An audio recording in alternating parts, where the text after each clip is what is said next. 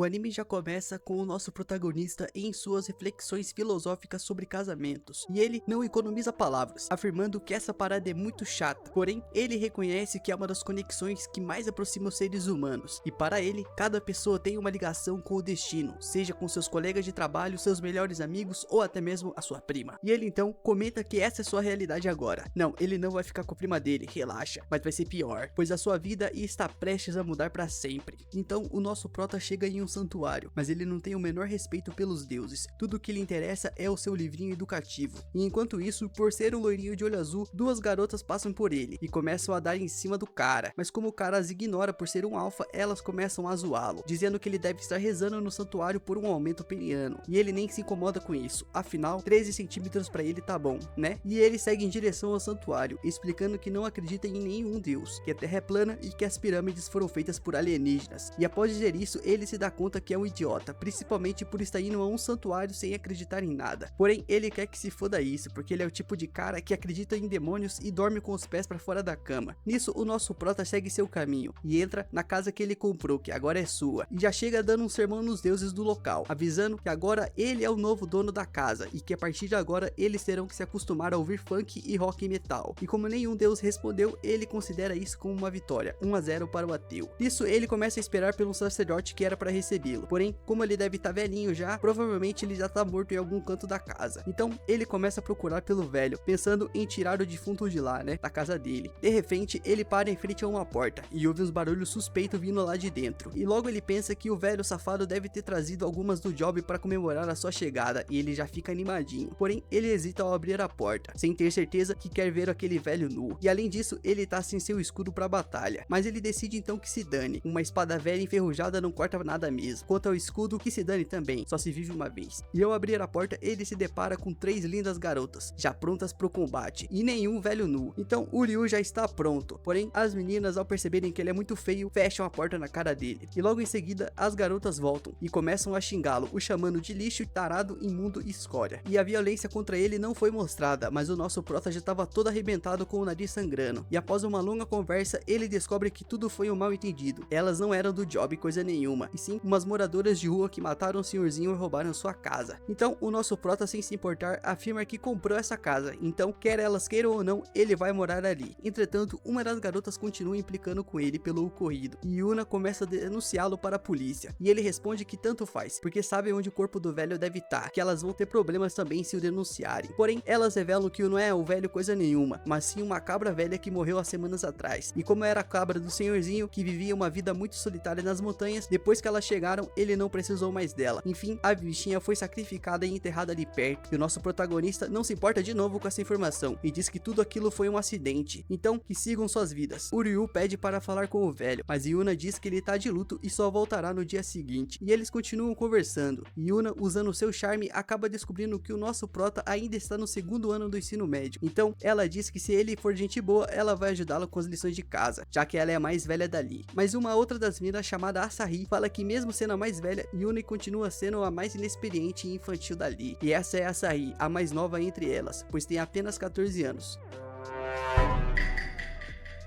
Nisso, ela pede para Ryu a tratá-la como sua irmãzinha, e ao ver que as outras garotas já aceitaram a ideia do nosso protagonista morar com elas, Yuna afirma que se depender dela, o corpo desse cara vai ser encontrado numa vala. Afinal, ela é contra a presença de um homem ateu num santuário com elas, ainda mais um tão tentador. E com um jeitinho, o nosso prota pede para ela se acostumar com essa ideia, caso ela queira problemas, que vá procurá-lo no quarto, mas só depois da meia-noite. Nisso, ele ainda promete que se elas pagarem o aluguel certinho, nem vai se importar com a presença delas na casa, só na hora do Pix. Nisso, Yane fica irritada, mas acaba aceitando, dizendo que vai ficar de olho nele e depois sai do local. E após isso, Iai leva nosso Ryu até o quarto onde ele vai ficar, já que as meninas ocuparam o resto da casa. Então ela vai pegar um colchão para ele no armário, mas ela acaba causando um acidente de propósito e caindo sobre ele com seus airbags.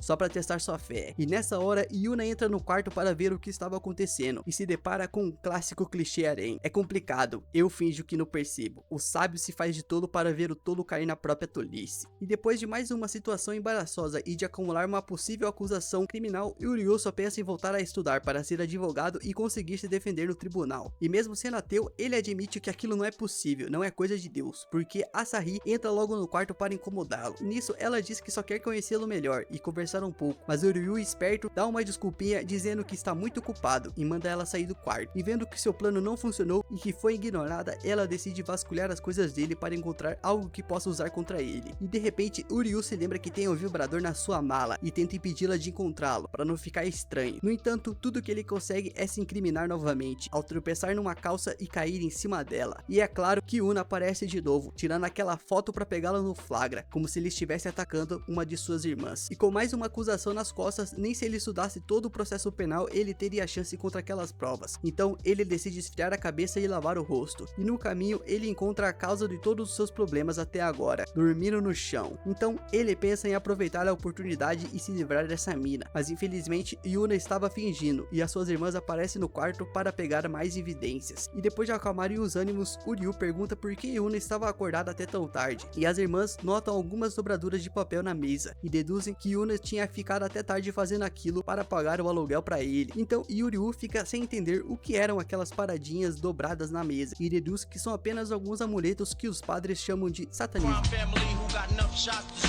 Então ele pergunta como ela ia conseguir ganhar dinheiro com aquilo, e ela responde que faz parte da religião local, e já que elas são as sacerdotisas daquele santuário, aquelas dobraduras são uma forma de entrelaçar as divindades e as pessoas que oram por elas. E Uryu, intrigado, pergunta se aquilo realmente dava dinheiro, ao que Yuna responde que vende mais que balões de ar dos pastores da Universal. Apenas R$500 você vai alcançar a sua bênção aí em 2022. Então ela começa a explicar sobre os laços vermelhos que ela e suas irmãs usam, dizendo que esses itens foram deixados por sua mãe falecida, F.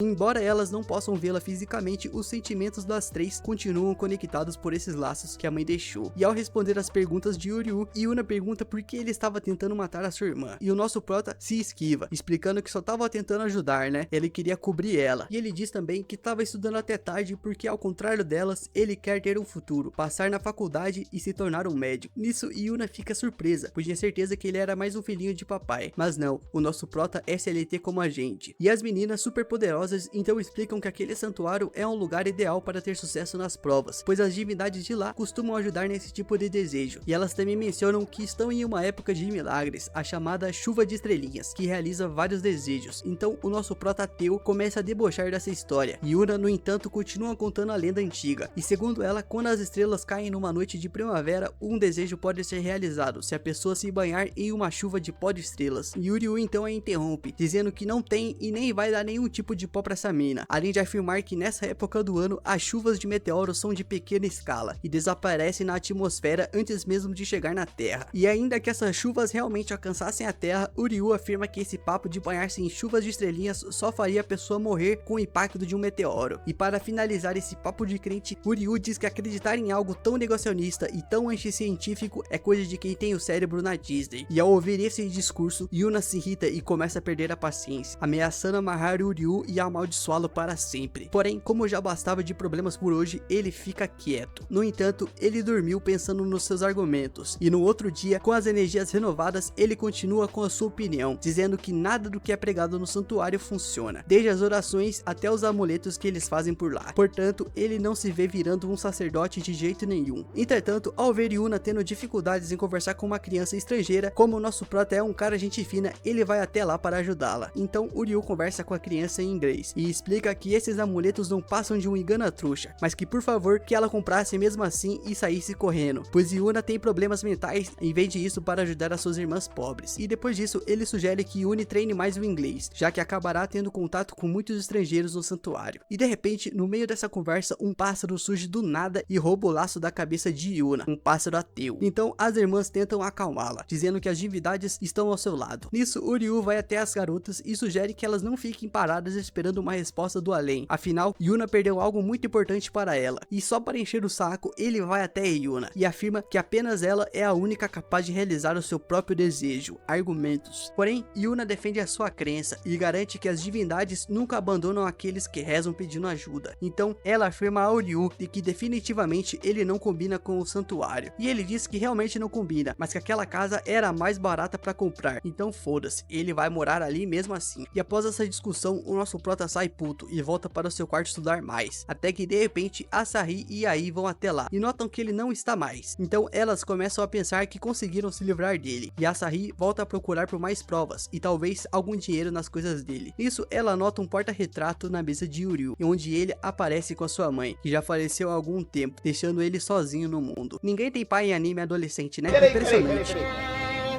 Dá vontade, galera, me perdoa, me perdoa. E sabendo disso, Asahi se lembra do que Ryu disse, sobre as pessoas serem responsáveis por realizar os seus próprios desejos, já que ninguém faria isso por elas. E embora Yuna e Ryu pareçam diferentes à primeira vista, Asahi acredita que tudo ficará bem entre eles no final, pois os dois são mais parecidos do que imaginam. São dois caloteiros. Enquanto conversam sobre eles, Yuna fica do lado de fora, com o ouvido na porta, só escutando tudo. Já o Ryu tenta procurar pelo laço de Yuna, do lado de fora do santuário, pois assim ele teria ainda mais razão na discussão, e talvez até conseguisse trocar o laço pelas provas contra ele. Porém, ele percebe que será mais eficaz esperar até o amanhecer para continuar as buscas. No entanto, ao pensar nisso, ele dá leves tapinhas no rosto e decide que ele não vai se acovardar agora. Então, o Ryu se lembra das orações e, embora não acredite muito nessas coisas, ele decide orar para uma divindade, pedindo para conseguir encontrar aquela porra de laço e se livrar daquelas provas falsas. E nesse momento, Yuna corre até o local e sorri ao vê-lo rezando por ela. Nisso, Yuna se coloca do lado dele e começa a rezar também. Ryu aproveita o momento oportuno para se desculpar pelas coisas cruéis que ele disse mais cedo. E Yuna, por sua vez, também pede desculpas por ter sido dura com ele, e diz que ele já pode se considerar bem-vindo ao santuário, já que ele demonstrou pelo menos um pouco de respeito pelas divindades. E por fim, diz que não vai usar as provas contra ele, enquanto ele continuar com o respeito às divindades dali. E de repente, as outras irmãs os encontram, e ficam aliviadas ao vê-los bem. Isso, eles seguem para casa, mas no caminho, a grande chuva de estrelinhas que o Ryu tanto duvidava que fosse possível começa a acontecer bem na sua frente. Explica isso agora, Teu. Mas nasceu pelada, Tetsu. Cala a boca, Caneda. Peladinha, Tetsu. Cala a boca! E ao notar uma flor de cerejeira caindo, ele explica que apenas se trata de uma chuva fraca de meteoros, acompanhada por flores de cerejeira.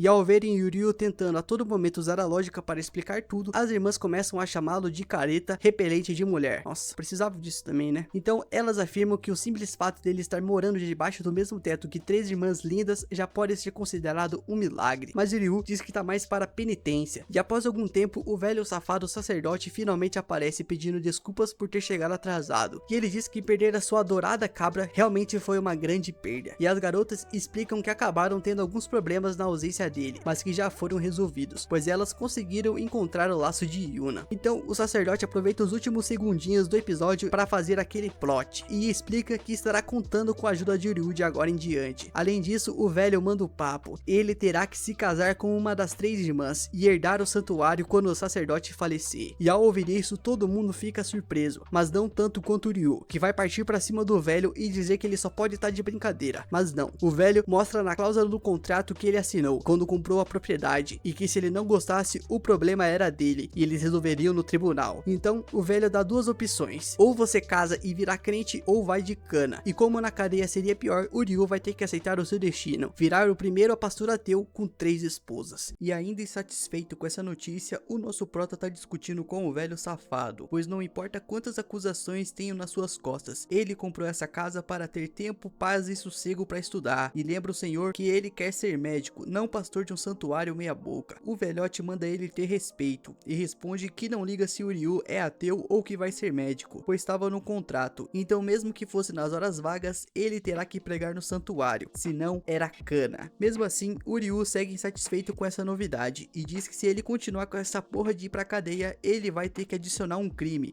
hediondo para cima do velho. Nisso, o senhorzinho que se chama Shidori decide partir pro suborno, seguido de drama, e comenta que até ia pagar um colégio particular particular pro garoto, um com alto nível de aceitação em universidades bala, e além disso ele ia pagar 300 conto por semana pro garoto cuidar das suas futuras esposas. Mas já que ele não quer, deixa abaixo, e o velho sai da sala fazendo birra. E é claro que ao ouvir isso a coisa mudou completamente, e o Ryu até se ajoelha e pede desculpas por ter sido um otário, e que se o velho ainda aceitasse, ele podia até fazer uma massagem com final feliz no safado. Tudo que o Ryu quer é entrar para uma boa faculdade, para não ter que ser CLT pro resto da vida. E sobre o casamento, ele pede para ir com calma, pois acredita que o velho irá mudar de ideia no meio do caminho, percebendo que ele seria areia demais para aquelas garotas. E falando nelas, é claro que nada disso estava claro para as irmãs, e Yuno deixa bem claro que odiaria se casar com um ateu, pobre e CLT. Então ela acha que o vovô tava com algum problema na cabeça para fazer algo desse tipo. Mas e aí tem outra visão sobre o moleque, e diz que ele até podia ser um cara legal e dar um futuro para ela, mas que antes disso ela queria experimentar outras frutas antes dele. E por último, a Sahi diz que ela não vai casar nem se envolver com alguém até ter idade para isso, tipo uns 95 anos. E antes de qualquer coisa, Yuna questiona como um cara ateu que nem acredita em divindade nenhuma poderia herdar aquele santuário. Então na sua cabeça surge uma ideia maléfica, uma única saída para elas: fazerem a vida do moleque um inferno até que ele fosse embora para sempre. Então a operação Fora o Ryu tem início, e o primeiro passo é fazer diversos pedidos absurdos para ele cozinhar. Já que tava com fome mesmo e o velho tá pagando agora, o Ryu vai fazer a janta. Mas quando ele abre a geladeira, encontra praticamente só água e gelo. E vendo seu plano funcionar, Yuna dá uma risada maléfica, pensando que seria impossível algum ser humano fazer algo com aquela quantidade ridícula de comida. Porém, ela não contava que o Ryu tinha assistido todas as temporadas e edições de MasterChef e Pesadelo na Cozinha. Então, vendo uns vídeos de receitas com apenas 2 ingredientes no TikTok, algum tempo depois, o nosso prota já tinha feito uma refeição excelente. E depois dessa aula de culinária, o Ryu anuncia que vai voltar a estudar, afinal ele tinha dado uma boa comida nelas, quer dizer para elas. Mas Yuna anuncia que o safado ainda tem muitas coisas para fazer antes de ir. E na operação número 2, o objetivo era testar as habilidades do mano em lavar roupas, pois sem um secador em casa, realizar essa tarefa seria exaustivo para um homem. Agora você tá interrupting, que é quando você tenta interromper uma mulher explicando feminismo pra vocês. Porém, as suas irmãs comentam que não seria uma boa ideia, pois elas não iam querer ver o mano pegar nas suas roupas íntimas. Mas como Yuna é a líder, elas continuam com a ideia. Porém, não dá em outra, pois quando ele começa a tirar os sutiãs e calcinhas da cesta, a Sahi não sabe onde enfiar a cara. Enquanto isso, o Ryu só consegue pedir paciência para Deus, quer dizer, pro Charles Darwin, perguntando onde está uma calcinha que fazia par com aquele sutiã. E Yuna responde sem saber onde enfiar a cara que nem sempre elas usavam um conjunto. Seja como for, novamente elas não contavam com as 10.000 horas de tutoriais assistidos de home life no YouTube de Ryu, além de, diferente delas, ele ter tido mãe presente por um bom tempo.